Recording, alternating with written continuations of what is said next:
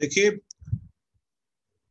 Germany में आधुनिक भूगोल की शुरुआत की बात जब हम करते हैं और जब हम शुरुआती कंट्रीब्यूटर्स देख लेते हैं, जो पैशल है, गर्लिंड है, रिस्टोफन है, इनके कामों को देख लेते हैं, तो उसके बाद में हम चर्चा करेंगे रेडजिल की। और रेडजिल का क्योंकि बहुत वास्ट कंट्रीब्यूशन है, ज्योग्राफी में बहुत सारी ब्रांचेस में उनका योगदान है। मानव भूगोल के एक तरह से वो मान लीजिए कि संस्थापक की तरह उन्होंने कंट्रीब्यूशन दिया है। पॉलिटिकल ज्योग्राफी को उन्होंने एक नया डायमेंशन दिया है, नई डायरेक्शन दी है। ठीक है। ज्योग्राफिकल थॉट के अंदर जो एनवायरमेंटल पैराडाइम, एनवायरमेंटल डिटर्मिनिज्म का जो पैराडाइम है, उसको साइंटिफिक रूप से एक पैराडाइम के रूप में एस्टेब्लिश करने में भी रेडजिल का बहुत बड़ा योगदान माना जाता है। ठीक है। तो इन सारी बातों को ध्यान में रखते हुए और अब हम रेडजिल के कंट्रीब्यूशन को पढ़ेंगे। रेडजिल, जैसा कि हम सब जानते हैं कि रेडजिल जो थे वो उन्होंने पूरी दुनिया के अंदर, पूरी दुनिया में उन्होंने एनवायरमेंटल डिटर्मिनिज्म जो है उसकी एक लहर पैदा कर दी थी। उनके बहुत सारे जो स्टूडेंट्स हैं, जिसमें बहुत ज्यादा नाम लिया जाता है एलन चर्चिल सैंपल का, उन्होंने तो उस अप्रोच को यूरोपियन कॉन्टिनेंट से बाहर अमेरिकन कॉन्टिनेंट तक पहुंचा दिया था। ठीक है। इनका जो पीरियड था रेडजिल का, दैट वाज फ्रॉम 1844 टू 1904, 1844 से लेके 1904 तक का पीरियड है ना रेडजिल का। जर्मनी में प्रोफेसर के रूप में काम किया लंबे समय तक। ठीक है। एंथ्रोपोजोग्राफी एक किताब लिखी थी। ठीक है। तो एंथ्रो जियोग्राफिकल कंबाइंस एंथ्रोपोलॉजी। ठीक है। तो उन्होंने क्या किया, एंथ्रो जियोग्राफिकल अप्रोच उसको आगे बढ़ाया। ठीक है।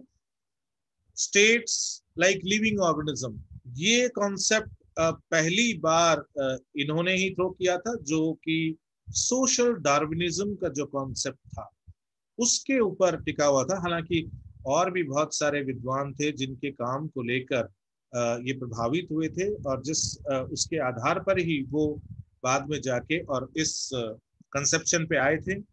और उन्होंने कहा था कि भाई, क्योंकि he equated state with organism, living organism, तो इसलिए उन्होंने कहा कि भाई जब जब राज्य जो है वो एक जैविक इकाई के रूप में है, तो फिर उसको अपने अस्तित्व को बनाए रखने के लिए उसको वृद्धि करनी होगी। ठीक है। तो स्टेट जो है उसके लिए अनिवार्य है कि स्टेट मस्ट ग्रो, है ना, उसको उसको वृद्धि करनी ही होगी। ठीक है। यदि वो नहीं करेगा, देन जो स्टेट है वो खत्म हो जाएगा। ठीक है। उन्होंने लिविंग फ्रंटियर्स की बात की, बॉर्डर्स के लिए उसने कहा कि बॉर्डर्स आर डायनेमिक। अब देखिए, आप यहाँ पे इस कॉन्सेप्ट को आपको रटने की जरूरत नहीं है, बहुत आसानी से ये तैयार होने वाला कॉन्सेप्ट है कि क्यों वो बॉर्डर्स को डायनामिक बोल रहे हैं।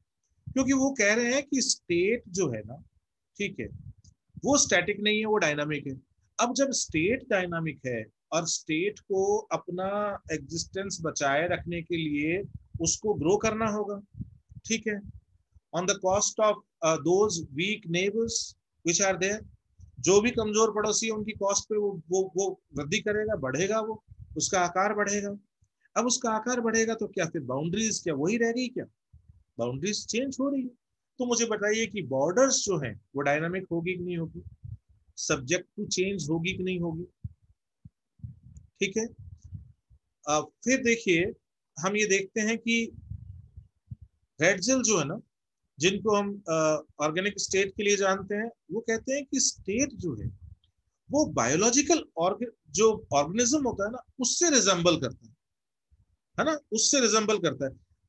और बायोलॉजिकल ऑर्गेनिज्म से रिजेंबल करने के साथ साथ में वो ये बताते हैं कि जैसे डार्विन ने कहा कि भाई सर्वाइवल ऑफ द फिटेस्ट, है ना, कि कौन उत्तरजीविता के सिद्धांत में उन्होंने कहा कि भाई कौन जिएगा, कि जो मजबूत होगा, ठीक है, जो अपने सर्वाइवल को सुनिश्चित करने में सक्षम होगा। तो अब जब उन्होंने बायोलॉजिकल ऑर्गेनिज्म के साथ में इक्वेट कर दिया स्टेट को, है ना। तो अब ये ऑटोमेटिकली आ गई बात कि उसको सरवाइव करने के लिए उसको बलिष्ठ होना जरूरी है ना। वो तभी जीवित रह सकता है जब वो स्ट्रांग होगा, है ना। क्योंकि वो आपने सुना है ना कि बड़ी मछली जो है वो छोटी मछली को खा जाती है ना। वो उस तरह की स्थिति है। तो बड़ी मछली अपना सर्वाइवल सुनिश्चित कर पा रही है, क्यों? क्योंकि वो पावरफुल है छोटी मछलियों से, ठीक है। तो अब इसी तरह देखिए वो कह रहा है कि the whole life cycle extends from birth through maturity and ultimately decline and death. कि आप यदि किसी भी जीव को ले लीजिए, किसी भी जीव का जो साइकिल है वो ऐसे चलता है कि वो जन्म लेता है, जन्म लेने के बाद वो वृद्धि करता है, तभी वो मैच्योर होता है, ठीक है ना। और मैच्योरिटी के बाद में लास्ट में एक ऐसी स्थिति आती है कि जब उसका साइकिल कंप्लीट होने को आता है और वो डिक्लाइन करता है और वो खत्म हो जाता है, ठीक है। तो अब यदि वो अपनी अस्तित्व को लंबा बनाए रखना चाहता है, ठीक है, यदि जीव अपने अस्तित्व को लंबा बनाए रखना चाहता है या राज्य अपने अस्तित्व को लंबा बनाए रखना चाहता है, द स्टेट रिक्वायर्स नरिशमेंट, ठीक है। तो आपको चाहिए पोषण। क्या चाहिए? पोषण चाहिए। पोषण होगा तभी ये संभव है कि आप अपने अस्तित्व को लंबे समय के लिए बनाए रखने में सक्षम होगे, है ना। ठीक है। तो जिस तरह ऑर्गेनिज्म को भोजन चाहिए, इसी तरह स्टेट को भी पोषण चाहिए, ठीक है। तो such nourishment is provided by the acquisition of territories belonging to the less powerful competitors. अब ये स्टेट का भोजन कैसे पूरा होगा? कि भाई इसमें क्या होगा कि जो स्टेट है, ठीक है, वो उन टेरिटरीज को कैप्चर करेगा, उन टेरिटरीज पे अपना आधिपत्य जमाएगा जो तुलनात्मक रूप से कमजोर है, ठीक है। तो उन प्रतिद्वंद्वों को जीत कर अपना विस्तार करके राज्य अपना अस्तित्व बनाए रख सकता है।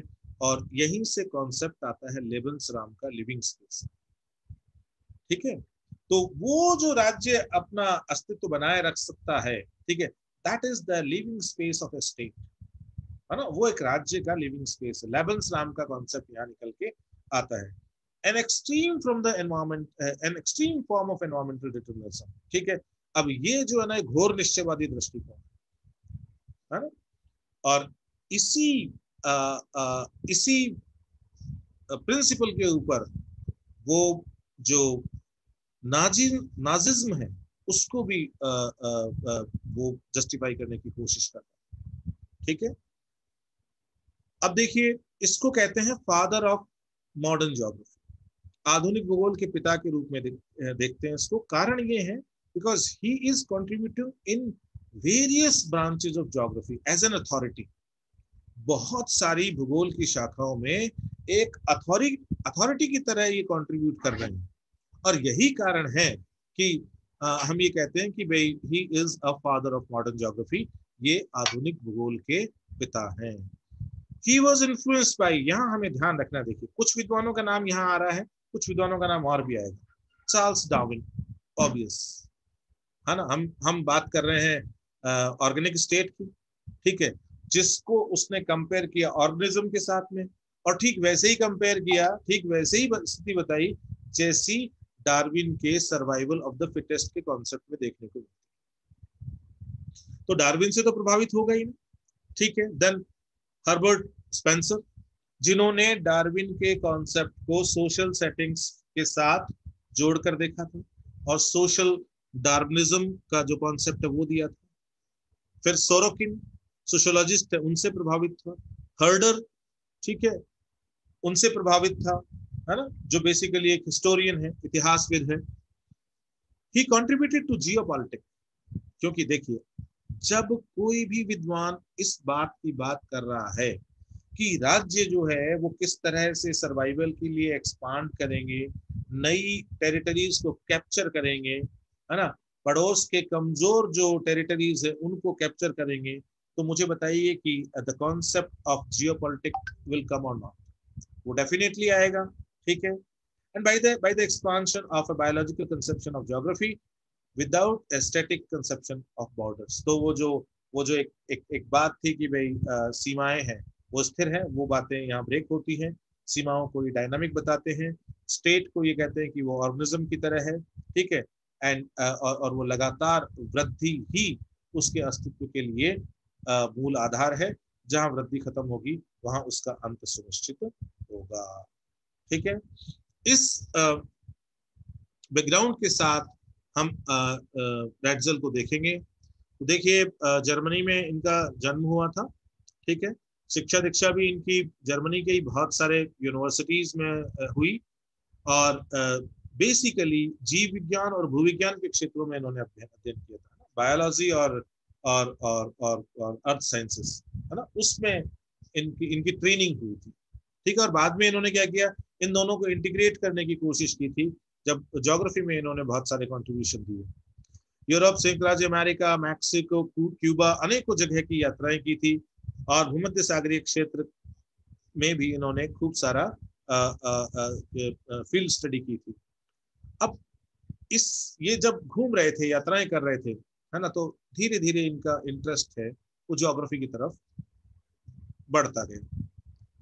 1880 में इन्होंने भूमध्य सागरीय तट के जीव पर एक लेख प्रकाशित किया, ठीक है, जो जो बायोलॉजिकल लाइफ है ना, in in in in the coastal region of Mediterranean sea, उसके ऊपर उन्होंने आर्टिकल लिखा, ठीक है, 1870 में शुरुआती कंट्रीब्यूशन है इनका, ठीक है।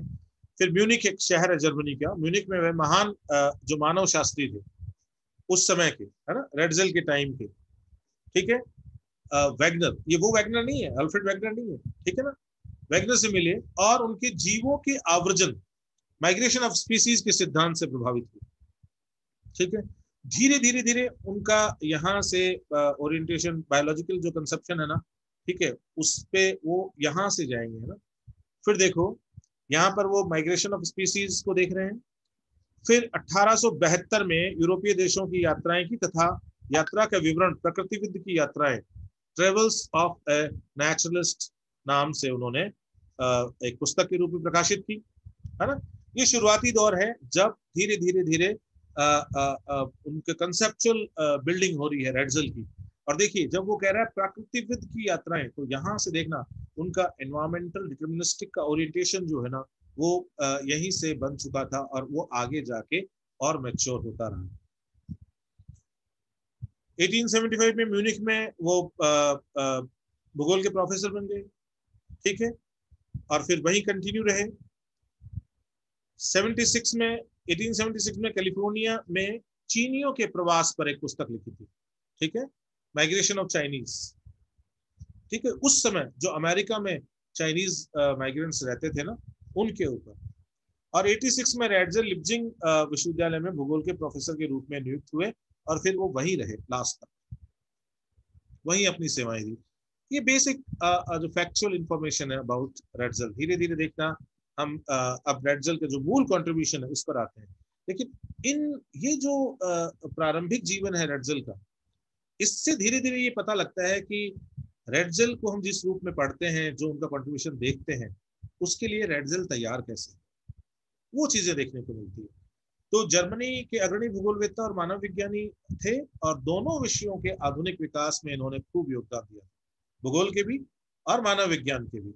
रेडजेल की रुचि मूलतः है मानव प्रवास, ह्यूमन माइग्रेशन, ठीक है, कल्चरल एक्सचेंज, सांस्कृतिक आदान प्रदान, और मानव और उसके चारों तरफ के भौतिक वातावरण के मध्य संबंधों का अध्ययन था, मैन एनवायरमेंट रिलेशनशिप, ठीक है। तो ह्यूमन माइग्रेशन, कल्चरल एक्सचेंज और मैन एनवायरमेंट रिलेशनशिप, इसके ऊपर था। अब आप इसका इन तीनों को देखिए, जो पीछे काम किया उसके आधार पर, कि वो जब बहुत सारे जगहों की स्टडी कर रहे हैं, तो वो एक नेचुरलिस्ट की तरह, एक प्रकृतिविद की तरह प्रकृति को देख रहे हैं, और प्रकृति और मानव के बीच में संबंधों को वो धीरे धीरे अनफोल्ड करने की कोशिश कर, ठीक है। नंबर 2, कि जब उनकी वैगनर से मुलाकात होती है, तो ह्यूमन माइग्रेशन की तरफ उनकी रुचि धीरे धीरे इंक्लाइन होने लगती है, बढ़ने लगती है। और जब वो माइग्रेशन पढ़ रहे हैं, तो माइग्रेशन की एक खास बात है बेटा, कोई भी माइग्रेंट जब माइग्रेट करता है अपने प्लेस ऑफ ओरिजिन से प्लेस ऑफ डेस्टिनेशन, वो केवल फिजिकल रूप में ही नहीं जाता है, ठीक है, ही और she go with cultural baggages, वो अपने सांस्कृतिक जो धरोहर है उसके साथ माइग्रेट करता है, मतलब वो अपनी संस्कृति को भी अपने साथ लेके जाता है। और जब जब बहुत बड़ी संख्या में कहीं माइग्रेंट्स हैं, ठीक है, और पहले से वहां पर लोकल कम्युनिटी भी है, तो दो डिस्टिंक्ट कल्चरल ग्रुप जब वहां डेवलप हो रहे हैं, तो अब मुझे बताइए कि कल्चरल एक्सचेंज स्थान लेगा या नहीं लेगा? बताइए, सांस्कृतिक आदान प्रदान स्थान लेगा या नहीं लेगा? ठीक है, आपके भारत के अंदर बहुत सारे लोग बाहर से आए, जैसे मुगल आए भारत में ही बस गए, तो आगे जाकर जो आपका आपका आर्किटेक्ट है, आर्ट है ना, ठीक है, हर चीज के अंदर आ, आ, वो जो एक एक मुगल आर्ट थी, उसके इंप्रेशन आने शुरू हुए या नहीं हुए? ठीक है, उसने इंडियन जो आर्ट है उसके साथ में इंटरमिंगल किया या नहीं किया?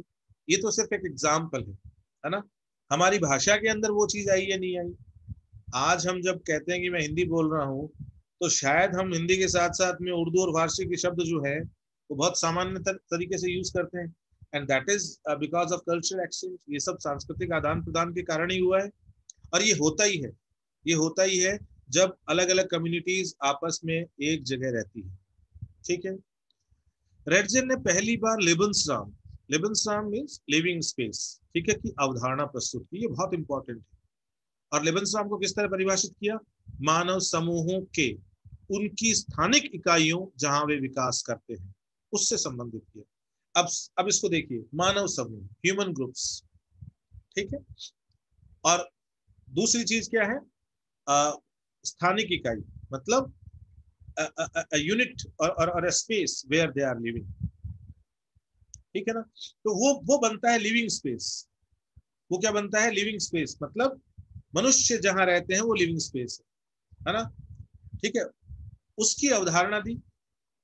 और सन 1869 में रेडजेल ने सर्वप्रथम डार्विन के विकासवाद के सिद्धांत की समालोचना प्रस्तुत की। डार्विन का जो विकासवाद का सिद्धांत था ना, इवोल्यूशन ऑफ स्पीशीज, है ना, उसकी उन्होंने क्या की? उसका क्रिटिकल अप्रेजल किया, उसका, है ना, समालोचनात्मक व्याख्या प्रस्तुत की। और 1876 में उन्होंने उत्तरी अमेरिका के शहरों की रूपरेखा एवं संस्कृति, ठीक है, उत्तरी अमेरिका जो है उसके शहरों की, वहां जो जो क्योंकि उत्तरी अमेरिका जो है, पूरा अमेरिका यदि हम बात करें नॉर्थ अमेरिका, तो वो पूरा का पूरा माइग्रेशन से ही तो बसा हुआ है ना, पूरा का पूरा। आज यदि आप वहां देखो तो वो पूरा का पूरा माइग्रेंट्स नहीं तो वहां कब्जा कर रखा है। आज जो अमेरिका के मूल है, ठीक है ना, वो तो हाशिए पे गए, जिनको रेड इंडियंस हम कहते थे, वो तो हाशिए पे चले गए, ठीक है। तो अब देखो ये क्या पढ़ रहा है? उत्तरी अमेरिका के शहरों की रूपरेखा एवं संस्कृति, profile of cities and cultures of north America.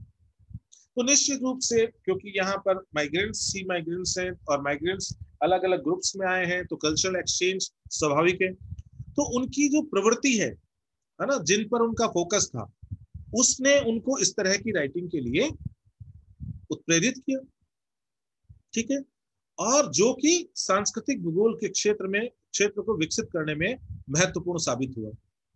और आपको ये जानना चाहिए कि कल्चरल लैंडस्केप डेवलप कैसे होता है। कल्चरल लैंडस्केप डेवलप होता है किसी भी स्थान पर जो कम्युनिटी उस स्थान को ऑक्यूपाई करती है, वो किस तरह से फिजिकल एनवायरनमेंट के साथ में इंटरेक्ट करके और वहां ह्यूमन इंप्रेशन तैयार करती है। अब वो ह्यूमन इंप्रेशन क्या है? जैसे मान लीजिए आवास है, इंडस्ट्रीज है, खेत हैं, सड़कें हैं, रेलवे लाइनें हैं, ये सारी जहां पर भी आपको धरती पर मानवकृत की छाप नजर आए, वो कल्चरल लैंडस्केप, वो सांस्कृतिक भूमि है, ठीक है। और यही वो विद्वान था जिसने सबसे पहले सांस्कृतिक दृश्य भूमि की अवधारणा दी थी। बाद में आगे जाकर बहुत ज्यादा प्रचारित और प्रसारित उसको कार्ल सावर ने किया था बर्कले स्कूल से जुड़ने के बाद, ठीक है। लेकिन यही विद्वान है जिसने कल्चरल लैंडस्केप की सबसे पहले बात की थी। अब जब ये नॉर्थ अमेरिका में शहरों की रूपरेखा एवं संस्कृति, profile of cities and cultures of north America की जब बात कर रहे हैं, तो सांस्कृतिक भूगोल जो है उसमें एक महत्वपूर्ण कंट्रीब्यूशन सामने आ रहा है। और वहां से धीरे धीरे, अब देखिए, ह्यूमन ज्योग्राफी को वेल डिफाइन करने में इनका योगदान, पॉलिटिकल ज्योग्राफी में इनका महान योगदान, पैराडाइम एस्टेब्लिशमेंट में इनका महान योगदान, इवन कल्चरल ज्योग्राफी की फाउंडेशन तैयार करने में इनका महान योगदान। तो फिर बताइए, इनको आधुनिक भूगोल के पिता के रूप में देखेंगे या नहीं देखेंगे? ठीक है। अब रेडजेल के अनुसार शहर मनुष्यों के समूहों के अध्ययन के लिए सबसे उत्तम स्थान है। क्यों? क्योंकि वहां बहुत बड़ी संख्या में मनुष्य आपस में इंटरेक्ट करते हैं। अतः रेडजेल प्रथम भूगोलवेत्ता था जिसने सांस्कृतिक दृश्य भूमि की अवधारणा दी। एंड सी, टाउन और city is the best example of cultural landscape, है ना। कोई भी शहर है ना, ये सांस्कृतिक दृश्य भूमि का सबसे सुंदर उदाहरण। इन्होंने संयुक्त राज्य अमेरिका की यात्राओं के अनुभव के आधार पर संयुक्त राज्य अमेरिका का भौतिक और सांस्कृतिक भूगोल सन 1878 और 1880 में 2 वॉल्यूम्स के रूप में प्रकाशित किया था। ठीक है। साथ साथ में इनके काम देखते रहिएगा, क्योंकि ये काम पूछ लिया जाता है ना। ठीक है। संयुक्त राज्य अमेरिका का भौतिक एवं सांस्कृतिक भूगोल, physical and cultural geography of United states of America. ठीक है। फिर देखिए, रेडजेल पर अमेरिकी भू राजनीतिक अल्फ्रेड थायर महान, डार्विन तथा अर्नेस्ट हेनरिक हैकल, और वो विद्वान जो हमने देखे वो भी, है ना। तो 4 विद्वान हमने वहां देखे, उसमें डार्विन महोदय वहां थे, उसके अलावा 3 तो वो और महान और हैकल, ये 5 विद्वान हैं जिनका सबसे ज्यादा रेडजेल के ऊपर प्रभाव। ठीक है। रेडजेल ने पहली बार मानव भूगोल के लिए एंथ्रोपोज्योग्राफिक शब्द का इस्तेमाल किया, फर्स्ट टाइम। और सन 1882 एवं 1891 में रेडजेल ने एंथ्रोपोज्योग्राफी के क्रमशः 2 वॉल्यूम लिखे। First volume it came in 1882 and second volume came in 1891, जिसका मानव भूगोल के क्षेत्र में महत्वपूर्ण योगदान था, क्योंकि यहीं से जो मॉडर्न ह्यूमन ज्योग्राफी है उसकी फाउंडेशन होती है। रेडजेल रीटर के विचारों से काफी प्रभावित थे, और इस पुस्तक में रेडजेल ने मानव के भौगोलिक वितरण के लिए उत्तरदायी प्राकृतिक परिवेश के कारकों और तत्वों की सरल भाषा में व्याख्या की। ठीक है। तो basically he is studying human settlements, है ना। वो मानवीय बसाव का अध्ययन कर रहा है, लेकिन किस नजरिए से, किस नजरिए के साथ? भौतिक जो भौगोलिक वितरण है, मानव के भौगोलिक वितरण, ठीक है, उसके लिए उत्तरदायी प्राकृतिक परिवेश। तो यहां ये आएगा कि क्यों किन्हीं निश्चित स्थानों पर ही मानव बसावट देखने को मिलती है। क्यों? क्योंकि प्रकृति जो है वो किन्हीं निश्चित स्थानों पर ही मानव को बसावट के लिए अवसर प्रदान करती है। ठीक है। तो ये मानव डिसाइड नहीं करता कि उसकी बस्तियां कहाँ होगी, ये प्रकृति से डिटरमाइन होता है। So man is just trying to adjust with natural setting. आदमी जो है, मनुष्य जो है, वो प्राकृतिक परिवेश के साथ में समायोजन की कोशिश कर रहा है, एडजस्टमेंट की कोशिश कर रहा है ना। नेचर सुप्रीम है, नेचर सुप्रीम है। ठीक है।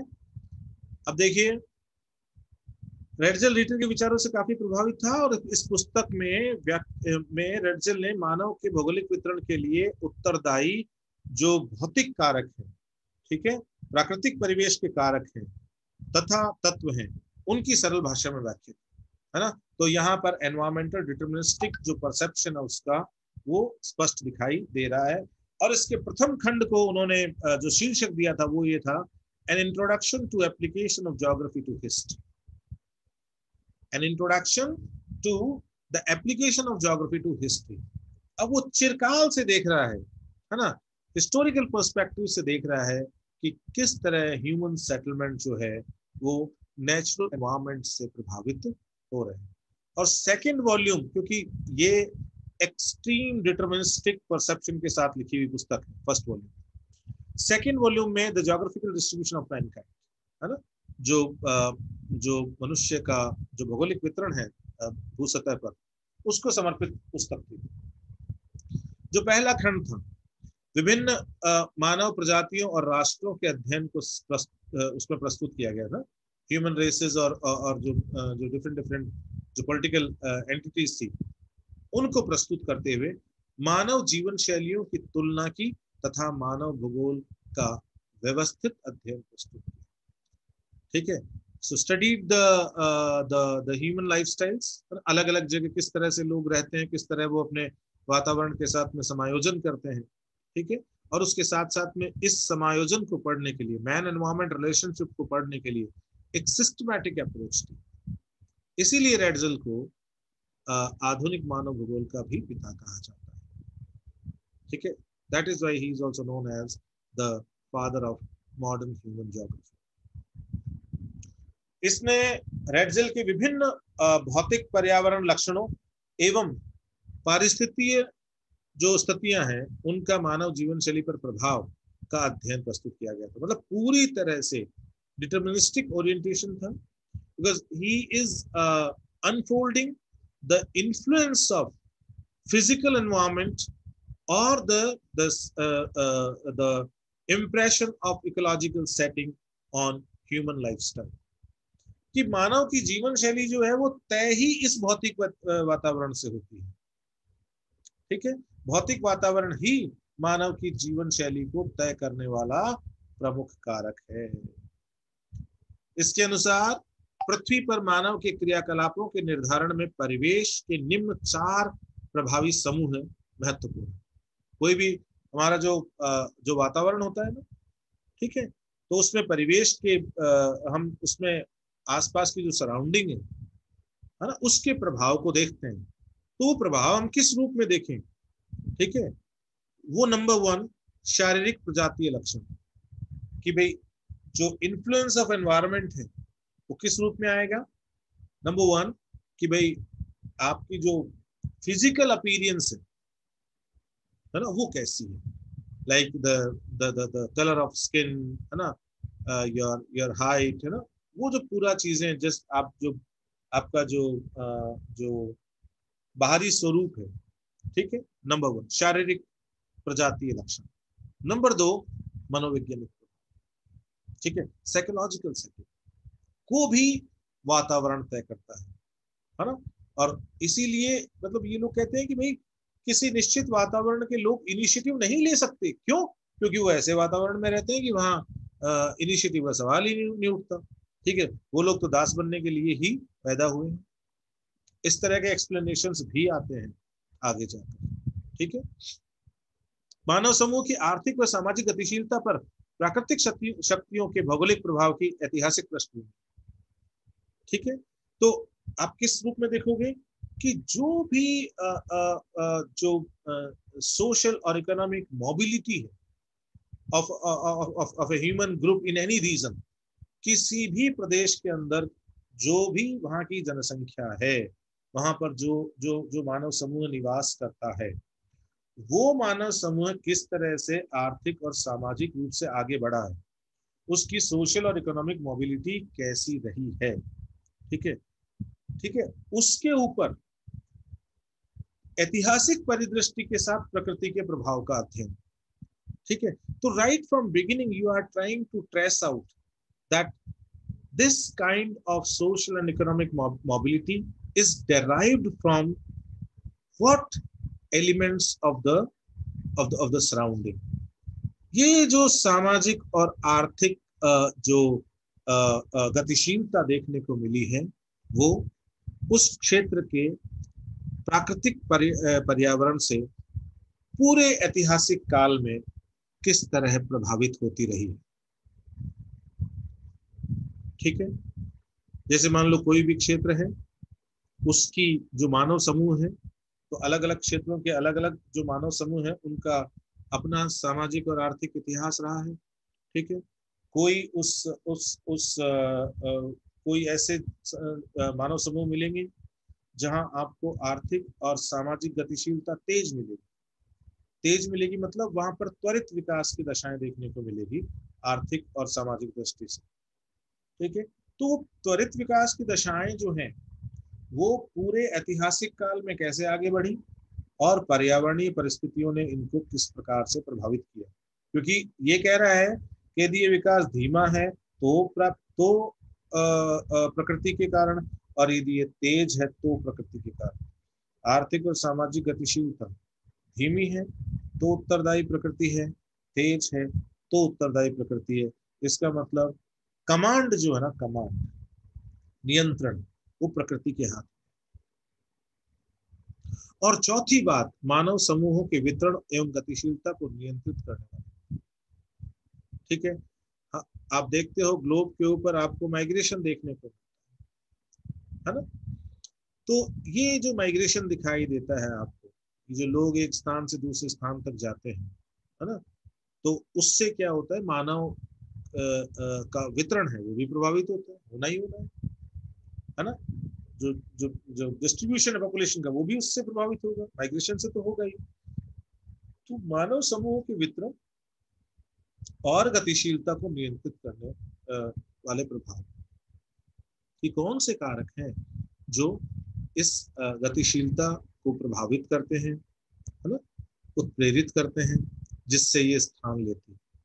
तो देखिए ये चार समूह है ना, ये चार समूह है। देखिए पृथ्वी पर मानव के क्रियाकलापों के निर्धारण में किसी भी स्थान पर कोई भी मानवीय समूह है वो जिस तरह की भी क्रियाओं में संलग्न है, ठीक है, उसमें परिवेश जो है उसके ये चार प्रभावी समूह है, ठीक है, जो अंत पंत मनुष्य समाज या मनुष्य समूह जो है उसमें परिलक्षित होंगे। ठीक है, उसकी शारीरिक बनावट में परिलक्षित होंगे, उसके आउटर अपीयरेंस, उसके मनोवैज्ञानिक गठन में वो अपीयर होंगे। ठीक है, जो साइकोलॉजिकल मैकअप है उसमें, वो वहां की उस समाज की आर्थिक और सामाजिक गतिशीलता अर्थात जो इकोनॉमिक और सोशल मोबिलिटी है उसको देखकर हम उसका आकलन कर सकते हैं। और इसके साथ साथ जो मानव समूह का वितरण और उनकी गतिशीलता है उनको देखकर हम उसका आकलन कर सकते हैं। ठीक है, अब ये जो परिपाटी है ये घोर निश्चयवादी परिपाटी, this is extreme approach of environmental determinism. Ratzel के अनुसार ऊपर वर्णित प्रभावों से संबंधित कारक ही प्राकृतिक परिवेश का प्रमुख आधार। ठीक है ना, क्योंकि प्राकृतिक परिवेश जन्य कारक ही ये कारक हैं। इन्होंने मानव एवं प्रकृति के बीच गहरा अंतर संबंध बताते हुए मानव को प्राकृतिक परिवेश की उपज माना।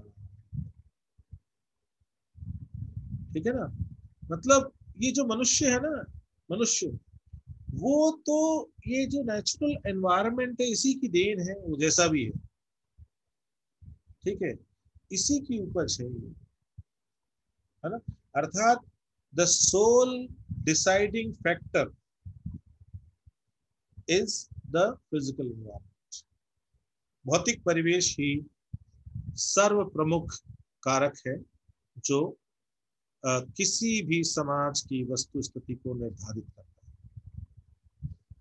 यहाँ रेडजेल ने पृथ्वी को प्राकृतिक अवस्थाओं के संदर्भ में व्यवस्थित करते हुए मानव संस्कृति के संबंधों में इसका अध्ययन प्रस्तुत किया। रेडजेल का यह पर्यावरण प्रभावी मानव अभिक्रिया दृष्टिकोण, देखो पर्यावरण प्रभावी, ठीक है, that means influenced by the physical environment, मानव अभिक्रिया, दैट इज ह्यूमन रिएक्शन। इसका मतलब ये हुआ कि every human action is just reaction to the environmental conditions. हर एक मानव के द्वारा किया गया कार्य, अभिक्रिया केवल और केवल प्राकृतिक परिवेश के साथ समायोजन मात्र है, एडजस्टमेंट मात्र है, उसके विरुद्ध प्रतिक्रिया मात्र है, दर्शा। ठीक है, पर्यावरण प्रभावी मानव अभिक्रिया दृष्टिकोण। ठीक है, that means everything which you can see in terms of human action, that is decided by the nature. वो प्रकृति के द्वारा तय की जाती है, ठीक है, उसी से प्रभावित होती है। एंथ्रोपोजियोग्राफी के दूसरे खंड में भी ये दृष्टिकोण परिलक्षित होता है, जिसमें उन्होंने मानव जनसंख्या के भौगोलिक वितरण को प्रवास और भौतिक वातावरण के संबंध में वर्णित किया तथा मनुष्य एवं मानव समुदायों पर भौतिक पर्यावरण के प्रभाव को उल्लेखित किया, है ना। तो बहुत फोकस रहा था उनका सेकेंड बुक के अंदर माइग्रेशन के ऊपर, ह्यूमन माइग्रेशन के ऊपर, और ह्यूमन माइग्रेशन को उन्होंने बहुत अच्छे से स्थान देते हुए जनसंख्या के भौगोलिक वितरण जो है उसको भी समझाने की कोशिश की, है ना। और इस वितरण के पीछे उत्तरदायी भौगोलिक जो भौतिक पर्यावरण के कारक हैं उनको भी अंतर संबंधित करने की कोशिश की, ठीक है। इसमें रेडजेल ने मानव समुदाय के तात्कालिक विश्व वितरण की व्याख्या करते हुए पृथ्वी पर बसे हुए एवं निर्जन प्रदेशों के विस्तार को दर्शाते हुए इसकी सीमा निश्चित करने का प्रयास किया, ठीक है। सीमा निश्चित करने मतलब एक्यूमेन और नॉन एक्यूमेन जो रीजन्स, बसे हुए और ना बसे हुए निर्जन, उनको सीमांकित करने की कोशिश की। इन्होंने बताया कि पृथ्वी पर बसे हुए प्रदेशों में बिखरे मानव समुदाय सभ्यता की चौकियां हैं, ठीक है ना, आउटपोस्ट ऑफ सिविलाइजेशन। वो कह रहा है कि आप जो हैबिटेबल वर्ल्ड है ना, जो बसी हुई दुनिया है जहाँ मानव बसाव पाया जाता है, वहां पर सर्वत्र आपको मनुष्य जनसंख्या का संकेंद्रण नहीं मिलेगा, ठीक है। वो निश्चित पॉकेट्स में मिलेगा, ठीक है, वो निश्चित पॉकेट्स में मिलेगा। तो उसने कहा कि ये जो निश्चित पॉकेट्स है ना, जहाँ पर मनुष्य समुदाय आपको देखने को मिल रहा है, तो ये कह रहा है कि पृथ्वी पर बसे हुए प्रदेशों में बिखरे मानव समुदाय सभ्यता की चौकियां हैं। कई जो अलग अलग जगह जो मानव बसाव का संकेंद्रण देखने को मिल रहा है, ये basically outpost of human civilisation, ये मानव सभ्यता की चौकियां हैं। रेडजेल ने जलवायु के प्रभाव को महत्वपूर्ण बताया और प्राचीन सभ्यता केंद्रों के उद्भव और विकास में इसकी भूमिका को महत्वपूर्ण बताया। उसने कहा कि जो पर्टिकुलर जो एंशिएंट सिविलाइजेशंस, ठीक है, those are developed particularly in those areas where climatic conditions were allowing them to settle down, है ना, जहाँ जो जलवायविक स्थितियां हैं वो उनको अलाउ कर रही थी कि भाई यहाँ बसावट संभव है। अर्थात नियंत्रण जो है वो प्रकृति के ही हाथ में, सत्ता प्रकृति की है, ठीक है, सत्ता प्रकृति की है। रेडजेल ने मानव तथा उसके विकास के लिए निम्न 3 कारणों को उत्तरदायी, ठीक है। नंबर 1 स्थिति, नंबर 2 क्षेत्र, नंबर 3 सीमा। स्थिति का मतलब अन्य मानव समूह के संदर्भ, ठीक है, कि भाई जैसे मान लो कोई जगह ज्यादा विकसित है, कोई जगह कम विकसित है, ठीक है।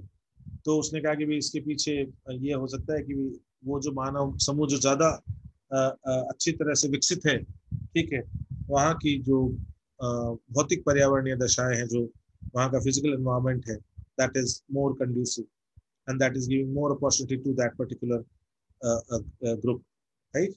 फिर है क्षेत्र, यह केंद्रीय और सीमावर्ती हो सकता है ना, that means core and periphery areas, ठीक है। और सीमाएं, मानव समुदाय निश्चित प्राकृतिक सीमाओं में विकसित होते हैं, है ना, और केवल वही हैबिटेबल वर्ल्ड है, बाकी जो है वो नॉन एक्यूमेनी में आता है ना, अर्थात वो निर्जन क्षेत्र में आता है। रेडजेल ने एंथ्रोपोजियोग्राफी में नीचे वर्णित 3 समस्याओं पर विशेष ध्यान दिया।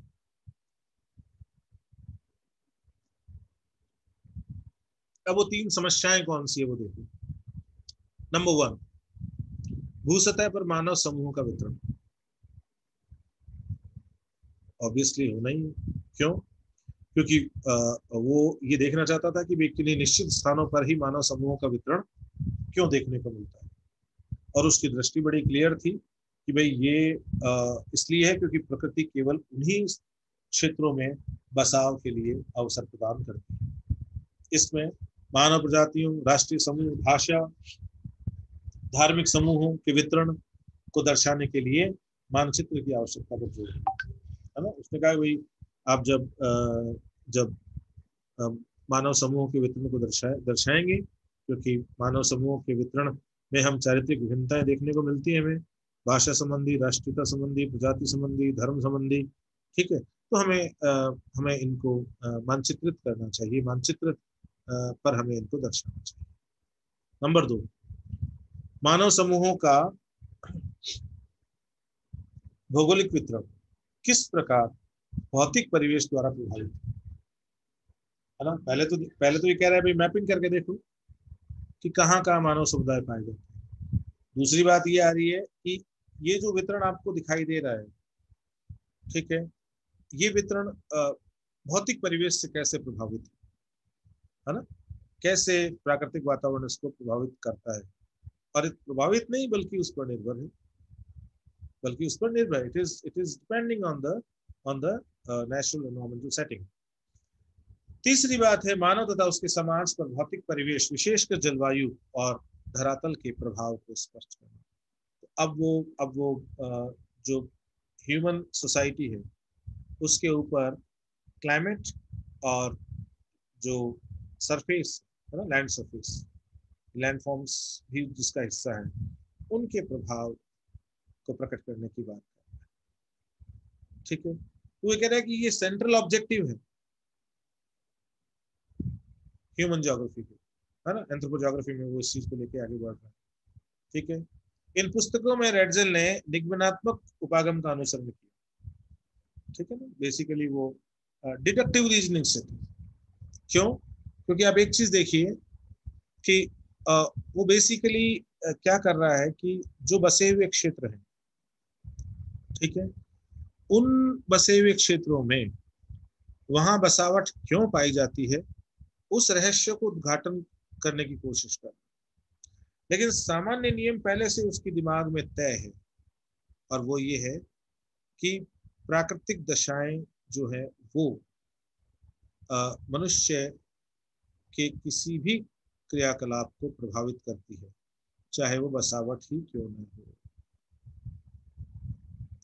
ठीक है, अब वो इस जनरल प्रिंसिपल के साथ आगे बढ़ रहा है, और पर्टिकुलर रीजन्स के अंदर, पर्टिकुलर एरियाज के अंदर वो इस चीज को आइडेंटिफाई करने की कोशिश कर रहा है कि यहाँ ह्यूमन ग्रुप्स मिलते हैं, यदि यहाँ मानव समूह मिलते हैं, तो उन मानव समूहों के वहां पाए जाने के लिए कौन से प्राकृतिक कारक उत्तरदायी है, क्योंकि ये वो पहले ही स्वीकार कर चुका है कि मानव समूह का जो वितरण है वो प्राकृतिक कारकों से प्रभावित होता है। ठीक है, तो ये जरूरी है कि हम यहाँ पर ये कह रहे हैं कि भाई रेडसेल डिडक्टिव रीजनिंग का फॉलो करता है, तो क्यों भाई, किस आधार पे हम ये कह सकते हैं कि रेडसेल डिडक्टिव रीजनिंग का फॉलो करता है? उसका कोई आधार भी तो होना चाहिए हमारे पास। तो हमने देखा कि यस, वो जनरल कंसेप्शन को लेकर और उस जनरल कंसेप्शन की एप्लीकेशंस को ढूंढने की कोशिश कर रहा है पर्टिकुलर एरियाज के अंदर। तो वो सामान्य से विशिष्ट की ओर बढ़ रहा है, और ये जो उपागम है ये निगमनात्मक होता है। ठीक है, जो जनरल टू पर्टिकुलर है, so this approach is deductive approach। ठीक है, रेडजेल ने डार्विन के विकासवाद के सिद्धांत को मानव समाज पर लागू किया, है ना, किया ना। तभी तो उसने क्या किया कि जो स्टेट है उसको एक ऑर्गेनिज्म के बराबर खड़ा कर दिया, है ना, उसने जैविक राज्य की संकल्पना दी। ठीक है, जिस पर वनस्पति एवं जीव अपने पर्यावरण के साथ संघर्ष, जिस प्रकार वनस्पति और जीव अपने पर्यावरण के साथ संघर्ष करते हैं, ठीक उसी प्रकार मानव समूह भी भौतिक पर्यावरण के साथ संघर्ष करता है। ये घोर पर्यावरणीय निश्चयवादी सोच,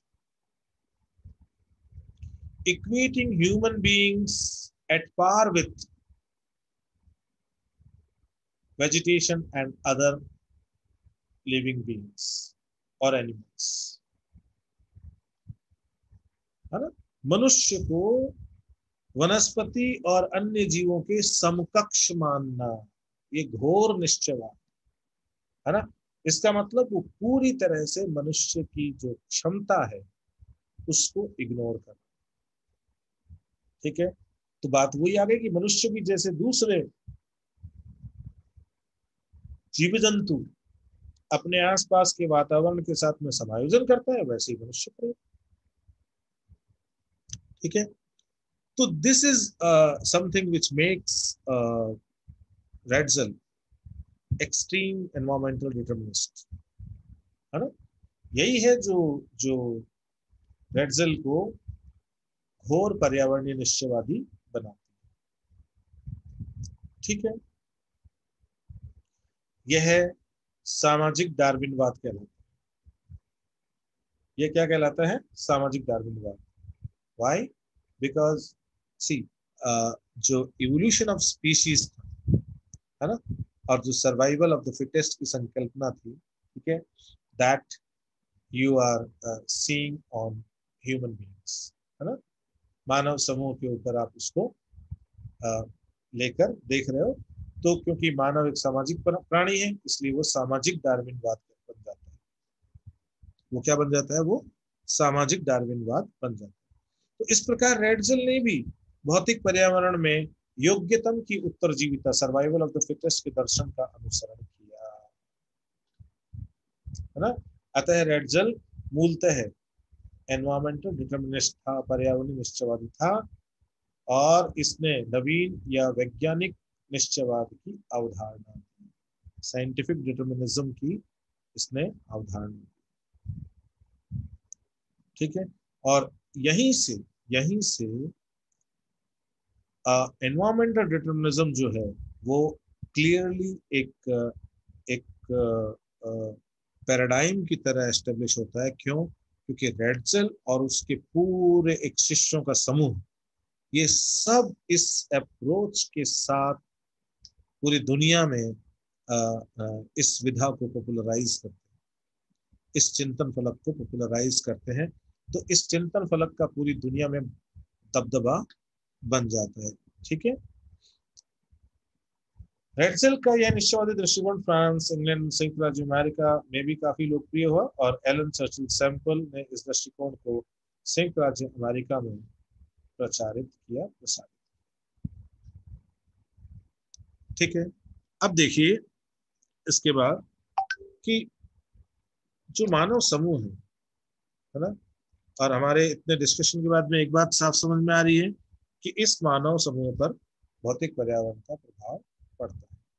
ठीक है, तो मानव समूह पर भौतिक पर्यावरण के प्रभावों को समझाते हुए रेडजल ने यह स्पष्ट किया कि मानव समाज ने निश्चित चरणों में प्रगति की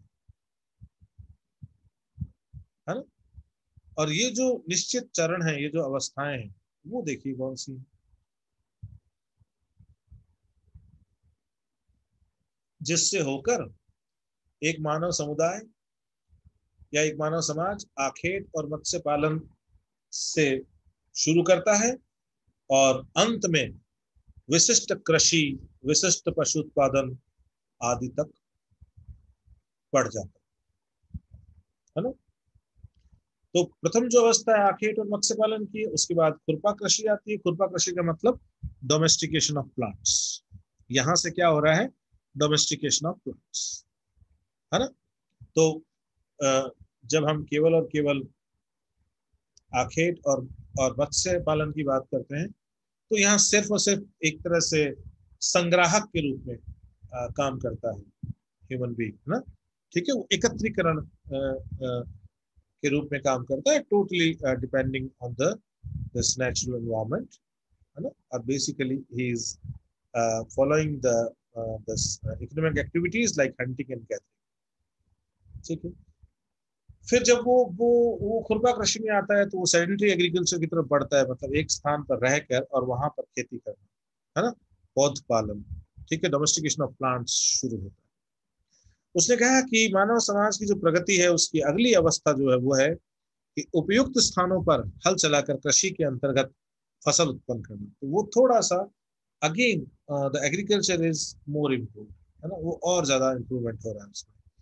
जो फोर्थ स्टेज है वो है मिक्स्ड एग्रीकल्चर कंडीशन, है ना, मिश्रित कृषि कृषि अवस्था, जहां कृषि और पशुपालन साथ साथ प्रचलित। ठीक है, domestication of plants and domestication of animals are going together.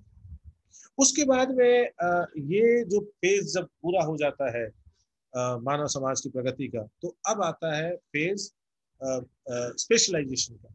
ठीक है, तो उसके अंदर ये है कि विशेष तौर पे केवल पशुपालन, तो उसको कहेंगे अमिश्रित पशुपालन। ठीक है, तो एक मिक्स्ड इकोनॉमी के रूप में नहीं, के रूप में नहीं, ठीक है ना, एक सेपरेट इकोनॉमिक एक्टिविटीज के रूप में केवल केवल और केवल पशुपालन, है ना, और केवल प्लांटेशन, केवल बागवानी कृषि। ठीक है, अब रेडजेल के अनुसार प्रत्येक देश की अपनी भिन्न भिन्न पर्यावरणीय दशाएं होती है, जिसके कारण यहाँ भिन्न भिन्न प्रकार के उत्पादन और जीवन शैली का विकास होता है। तो वो कह रहा है कि इन इन तमाम जो मानव समाज की प्रगति की अवस्थाएं हैं, इनमें से अलग अलग मानव समूह अलग अलग अवस्थाओं में है। ठीक है, ये सब अलग अलग मानव समूह अलग अलग अवस्थाओं में क्यों है? क्यों? क्योंकि अलग अलग प्रदेशों में भिन्न भिन्न पर्यावरणीय दशाएं पाई जाती है। मतलब कि कोई मानव समुदाय इस विकास की चरणबद्ध यात्रा में कौन से चरण में है, ये भी प्रकृति ही तय करती है। ठीक है, यहाँ रेडजल ने विभिन्नता में एकता की स्थापना का प्रयास किया और इस बात पर बल दिया कि विभिन्न भौतिक अवस्थाओं में मानव स्वयं समायोजन करता है। ठीक है, तो बेसिकली एडजस्टमेंट का काम जो है ना, वो मानव का है। तो मानव इन भौतिक अवस्थाओं में कोई छेड़छाड़ नहीं करता। ठीक है, केवल एडजस्टमेंट करता है ना। रेडजल के समय में ही भौतिक बनाम मानव भूगोल का द्वैतवाद की शुरुआत भी हुई थी। ठीक है, और रेडजल ने माना था कि मनुष्य भूगोल विषय के अध्ययन का एक अभिन्न अंग है, ठीक उसी तरह जिस तरह अरिस्टोफन ने माना। ठीक है ना, तो जो पैशल और जो जर्लैंड ने जो बात कही, वो रिस्टोफन और रेडजल के कामों से वो दबी रही। ठीक है, अब फिर देखिए कि यहाँ रेडजल ने विभिन्नता में एकता की स्थापना का प्रयास करते हुए इस बात पर बल दिया कि विभिन्न भौतिक अवस्थाओं में मानव स्वयं समायोजन करता है। रेडजल के समय में ही भौतिक बनाम मानव भूगोल की द्वैतता की शुरुआत हुई थी। रेडजल ने माना कि मनुष्य भूगोल विषय के अध्ययन का अभिन्न अंग है ना। और म्यूनिख में ही रेडजल ने सन 1885, 86 और 88 में वॉकर कुंडे के 3 खंड प्रकाशित किए, जिनका अंग्रेजी अनुवाद हुआ मानव का इतिहास। ठीक है, द हिस्ट्री ऑफ मैनकाइंड, है ना, कब 1896 से 98 के बीच। फिर सन 1893 में रेडजल ने संयुक्त राज्य अमेरिका के राजनीतिक भूगोल का अध्ययन किया, है ना, political geographical study of United states, है ना, नामक पुस्तक में संयुक्त राज्य अमेरिका की राजनीतिक दशाओं पर प्रकाश डाला। ठीक है ना, अमेरिका की पॉलिटिकल कंडीशंस के ऊपर काम कर रहे हैं। और रेडजल ने राजनीतिक भूगोल पॉलिटिकल ज्योग्राफी नामक पुस्तक के 2 खंड प्रकाशित किए, 1897 और 1903 में, है ना। और रेडजल की इसी पुस्तक में लेबन्सराम और सामाजिक डार्विन जैसी अवधारणाओं को सामाजिक भूगोल के में विस्तार से प्रस्तुत किया गया है। और सन 1801 में 1901 में रेडजल ने लेबन्सराम नामक शीर्षक से निबंध लिखा था। ठीक है, जिसे भू राजनीति की शुरुआत मानते हैं। मतलब लोग ये कहते हैं कि ये जो निबंध लिखा था ना, इस लेखन से ही भू राजनीति व्यवस्थित स्वरूप लेती है। अब देखो,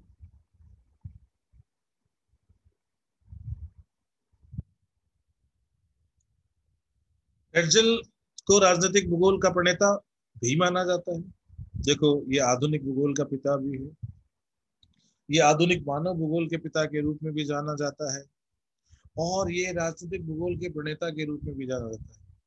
ठीक है ना, क्योंकि फाउंडेशन वर्क, स्ट्रॉन्ग फाउंडेशन डाल रहा है पॉलिटिकल ज्योग्राफी की।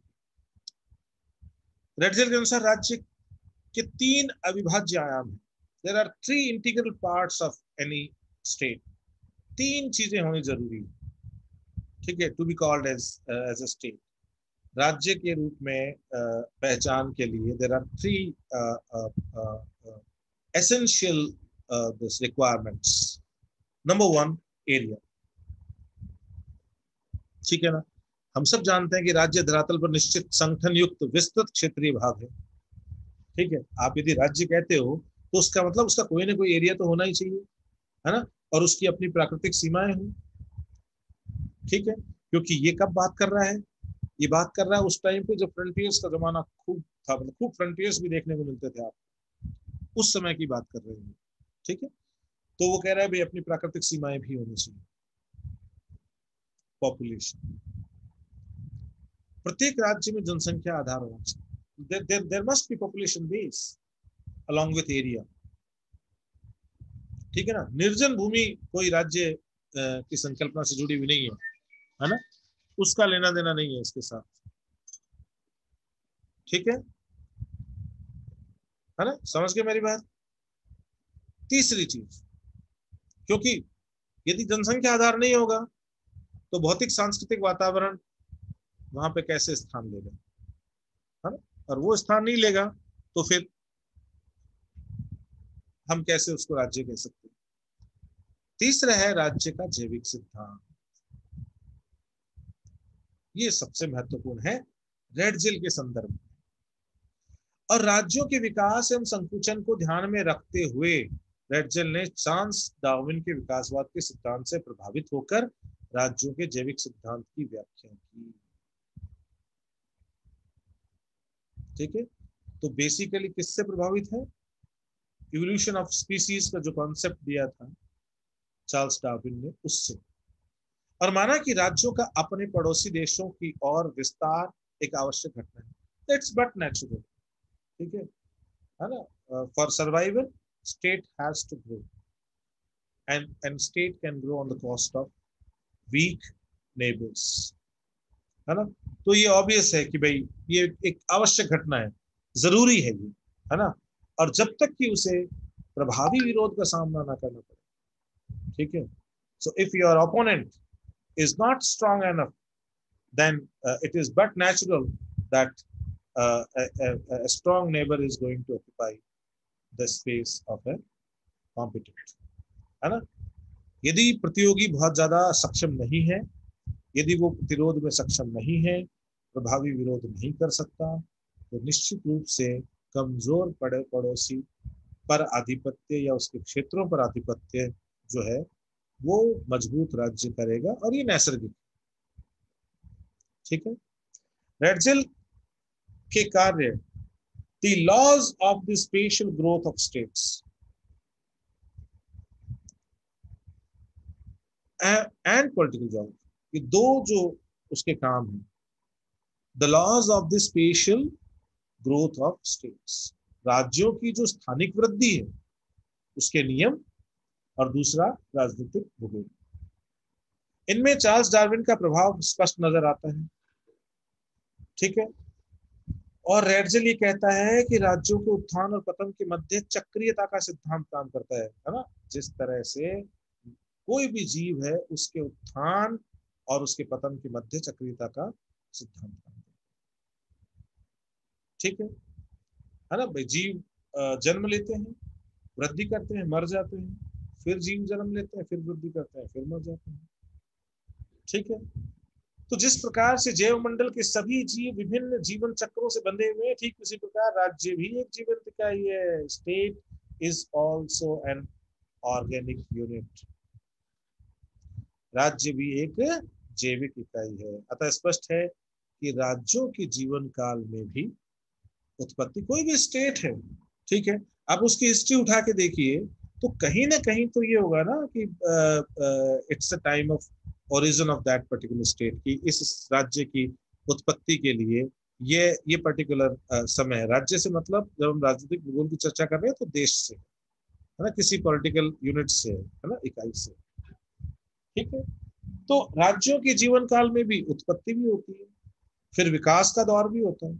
ठीक है, जब राज्य चारों तरफ की जो कमजोर लोगों की भूमि को हत्या कर और अपने का अपना विस्तार करता है। ठीक है, और पतन की अवस्था होती है। ठीक है, तो जिस तरह कोई भी जीव जन्म लेता है तो उसका उसका एक टाइम ऑफ ओरिजिन है, फिर वो विस्तार करता है, टाइम ऑफ मेच्योरिटी है, और फिर उसका पतन होता है ना। तो टाइम ऑफ जो डेथ और डिक्लाइन है ना। तो रेडजेल की राज्य की जैविक अवधारणा में सामाजिक डार्विन, सोशल डार्विनिज्म का बिल्कुल स्पष्ट प्रभाव देखने को मिलता है। और रेडजेल के अनुसार अंतरराष्ट्रीय राजनीति में राज्यों के बीच निरंतर प्रतिस्पर्धा का वातावरण पाया जाता है, जिसमें समर्थ राज्य ही अपने विकास और विस्तार में सफल होते हैं। तो आप कोई भी समय उठा के देख लीजिए, कोई भी समय वर्ल्ड मैप के ऊपर आपको you will see the competition between the states. आपको राज्यों में प्रतिस्पर्धा जो है देखने को मिलेगी ही मिलेगी। ठीक है, और उसने कहा कि इस ये जो प्रतिस्पर्धा होती है इसमें जो कैपेबल स्टेट है, जो समर्थ राज्य है ना, ठीक है, वो ग्रो करता है ना, उसकी ग्रोथ होती है। अतः रेडजेल ने राज्य की तुलना जीव से की, है ना, और जैविक राज्य ऑर्गेनिक स्टेट की का कॉन्सेप्ट दिया। और रेडजेल ने दृढ़ता पूर्वक इस बात को रखा कि राज्य को या तो सामान्य जीव के समान विकसित होना चाहिए। ठीक है, तो either state has to grow. ठीक है, और द स्टेट विल डिक्लाइन। या तो राज्य को विकास करना चाहिए या तो राज्य विकास करता है, अन्यथा वो मर जाता है, अन्यथा उसका अवसान हो जाता है, वो खत्म हो जाता है। ठीक है, कोई तीसरी संभावना नहीं है। ठीक है, राज्य कभी स्टैटिक नहीं हो सकता, राज्य कभी स्थिर नहीं हो सकता। ठीक है, the concept state is dynamic. ठीक है, एंड बिकॉज राज्य कभी स्थिर नहीं हो सकता, that means borders are also dynamic. सीमाएं भी स्थिर नहीं हो सकती, सीमाएं भी स्टैटिक नहीं हो सकती।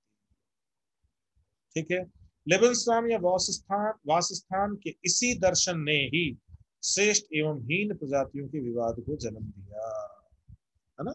और हमें पता है कि ये जो रेशियल सुप्रीमेसी की जो बातें आती है, ठीक है ना, इसमें कहीं ना कहीं ये सब जो श्रेष्ठ की हीन पर विजय, है ना, कि जो कैपेबल है वो कमजोर पर अपना आधिपत्य कर लेगा। ठीक है, यहीं से फिर वो आ जाती है, भाई ये श्रेष्ठ है और ये हीन है। ठीक है,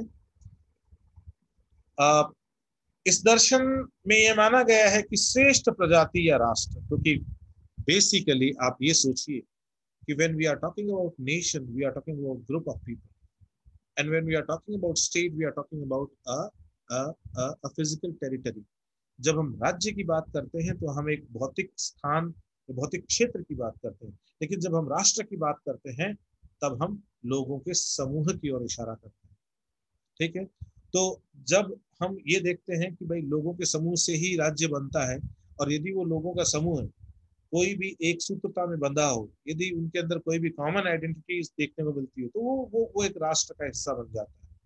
ठीक है, तो यहाँ पर ये कह रहा है कि लेबनस्ट्राम या वासस्थान के इसी दर्शन ने श्रेष्ठ और हीन प्रजातियों के विवाद को जन्म दिया, और इस दर्शन में यह माना गया कि श्रेष्ठ प्रजाति या राष्ट्र को अपने साम्राज्य क्षेत्र या वास क्षेत्र का विस्तार हीन पड़ोसियों के मूल्यों पर करना चाहिए, और यह इसका नैसर्गिक अधिकार है। मतलब this is something very natural.